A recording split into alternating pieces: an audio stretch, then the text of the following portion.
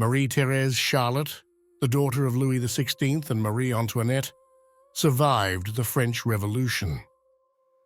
She is said to have died in 1851 in Lanzenkirchen, Austria, after a dramatic and sorrowful life. Yet this account is not believed to be the full truth. The real Marie Thérèse Charlotte is thought to have died in 1837 in what is now Thuringia in Germany. According to local tradition, she lived in seclusion as the legendary Dark Countess, whose mysterious identity fascinated the people of the region for decades. It may even have been her story that inspired Alexandre Dumas in shaping the conclusion of his famous tale of the man with the iron mask.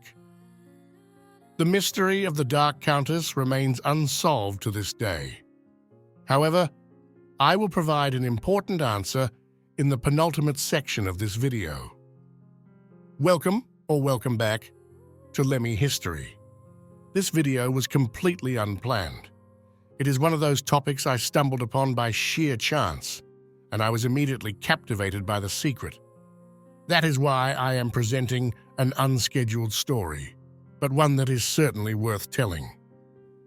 To do so, I cannot avoid recounting two parallel accounts.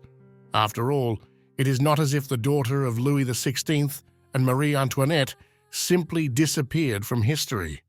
Unlike her parents and her brother, she not only survived, but eventually regained her freedom. By name, she was even Queen of France for several years.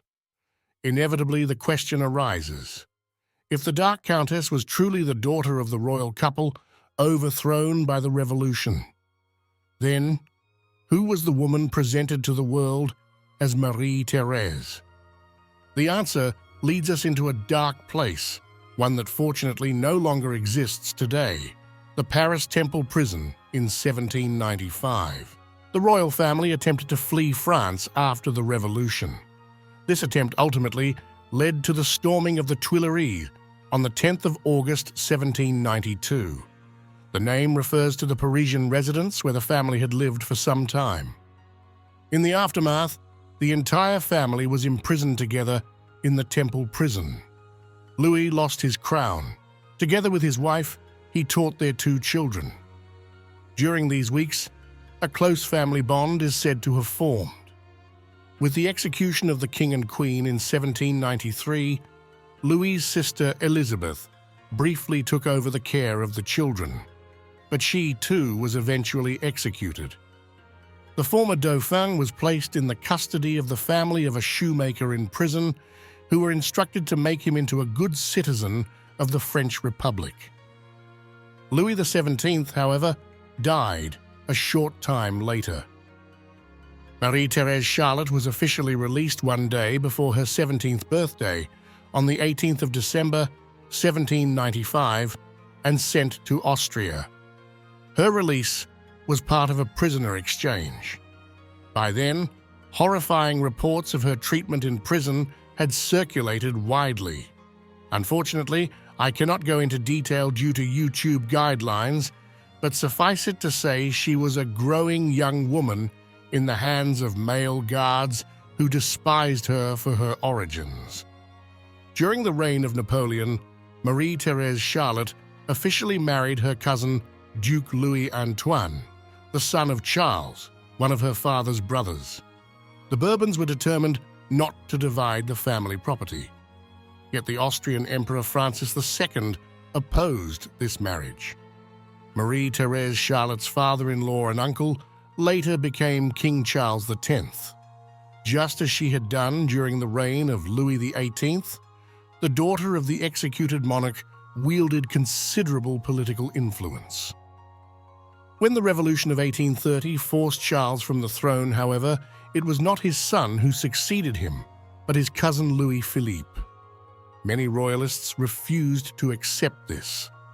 To them, Louis Antoine remained the legitimate king, and his wife, Marie Thérèse Charlotte, was therefore considered their rightful queen. A legal distinction helped their case. For centuries, the French monarchs had styled themselves kings of France and Navarre, whereas Louis-Philippe adopted the title King of the French. This allowed Louis Antoine and Marie Thérèse Charlotte to maintain their claim to the old royal titles. In reality, this claim changed little, as the couple lived in exile in Austria following the Revolution. Marie Thérèse Charlotte is said to have died there in 1851 at Schloss Frosdorf in Lanzenkirchen. She is buried in what is now Slovenia. She left no children, and with her death, the direct line of descent from Louis XVI and Marie Antoinette came to an end. Yet it may also be that her story ended earlier, in 1837, at Eishausen Castle in Thuringia. For this, we must return to the Temple prison. According to some accounts, the real princess suffered a miscarriage and a mental collapse as a result of her treatment. Supposedly, she was replaced. The young woman who arrived at the imperial court in Vienna on the 9th of January 1796 was, according to rumor, her stepsister Ernestine, adopted by Louis XVI and Marie Antoinette. Whispers suggested that Ernestine was in fact the biological daughter of the king, the product of an affair discreetly concealed through adoption. Early on, speculation spread that the girl in Vienna could not truly be the French princess. She resembled her mother, but questions persisted. In fact, paintings appear to support this impression. Still, because Marie Thérèse Charlotte bore such a striking likeness to Marie Antoinette, it would have been nearly impossible for her to live openly without being recognized. Therefore, it is argued, she must have veiled herself and lived in strict seclusion, and such a case did indeed occur in what is now Germany. In 1807, a man arrived in Hildburghausen with a mysterious female companion. He called himself Vavel de Versailles, clearly a false name, though hardly unusual in an era when many exiled French nobles sought anonymity. He never revealed the name of his companion. Her face was never seen, always hidden beneath a veil. Because of this secrecy, the pair came to be known as the Dunkelgraf and Dunkelgräfin, the Dark Count and Dark Countess. These names were first recorded in Ludwig Bechstein's 1854 novel, The Dark Count. In 1810, they moved to Eishausen Castle, where they remained until their deaths. In 1837, the Dark Countess died. The man insisted she was not his wife and identified her as Sophia Botta from Westphalia. He presented himself as Leonardus Cornelius van der Valk, and his identity was ultimately confirmed. Yet the true identity of his companion was never revealed. The Dark Count was buried in a cemetery, while the Dark Countess was laid to rest in an anonymous grave in the forest, now a site of enduring fascination and pilgrimage. The idea that the mysterious woman was in fact the French princess, Madame Royale, arose almost immediately after her death. Karl Kuhner, the son of the local priest, played a key role in spreading the theory. The notion attracted nationwide attention, especially since the official Marie Thérèse Charlotte was still alive at the time. It was at precisely this moment that Alexandre Dumas wrote his tale of the man in the Iron Mask, itself based on a real case. Yet the story of a royal whose true identity had to be hidden from the world resonated strongly with the mystery of the Dark Countess. The statements of the Dark Count about his companion persuaded historians well into the 21st century that she was indeed Madame Royale. He declared, "She was a poor orphan who owed to me everything she possessed, but who repaid me 1,000-fold. My union with her had something romantic about it, something resembling an abduction." To her attending physician, he revealed even more. "Just imagine, the lady was already with me at that time. I had to travel incessantly with courier horses. I could not leave the lady behind. She had to accompany me, and no one was allowed to suspect her existence. Just imagine the embarrassment. Sir, you have no idea what responsibility you would have taken upon yourself had I led you to this lady." My seclusion was for a long time a forced one. Only in later years was it voluntary. Kuhne's recollections of the Dark Countess further highlight the sense of mystery that surrounded her. I myself, although I lived in the village partly throughout the year, partly every vacation for 15 years, saw the Countess only twice at all, and only once with any clarity. This latter time happened at some distance through a glass. It may have been in the year 1818. The Countess was standing at an open window and feeding a cat beneath it with pastries. She appeared to me exceedingly beautiful. She was brunette. Her features were extraordinarily delicate. A gentle melancholy seemed to veil a nature originally full of life. At the moment I saw her, she leaned in the window in lovely unconcern, her fine shawl half thrown back, occupied like a child with the animal below her. I still see with what grace the beautiful Countess crumbled the pastry and wiped her fingertips on her handkerchief. Dorothea Nothnagel, however, had far greater insight. The daughter of 2 servants in the household, she lived under the same roof with the mysterious couple for 8 years. Her description of the alleged Madame Royale is striking. She was a lady of very distinguished bearing, with something particularly refined in her features, and so noble in her gait that those of lower station could not possibly imitate it. For a long time, she wore her hair a la Titus, had large, magnificent blue eyes and always rosy cheeks, and even in 1835, when she must already have been in her 50s, she was still very vigorous. In her final years, the Dark Countess suffered from severe pain in her jaw, yet no physician was summoned for her care. Her funeral, too, was held in secrecy and attended only by a small group. The Dark Count chose for her burial the secluded spot in the forest already mentioned, said to have been one of her favorite places. Even during their lifetime, several people attempted to uncover the true identity of the mysterious couple. One of them was the well-known lawyer Anselm von Feuerbach. The writer Otto Ludwig also showed a keen interest in the Dark Countess. Through their efforts, evidence was uncovered from before 1807 that seemed to point ever more clearly toward France.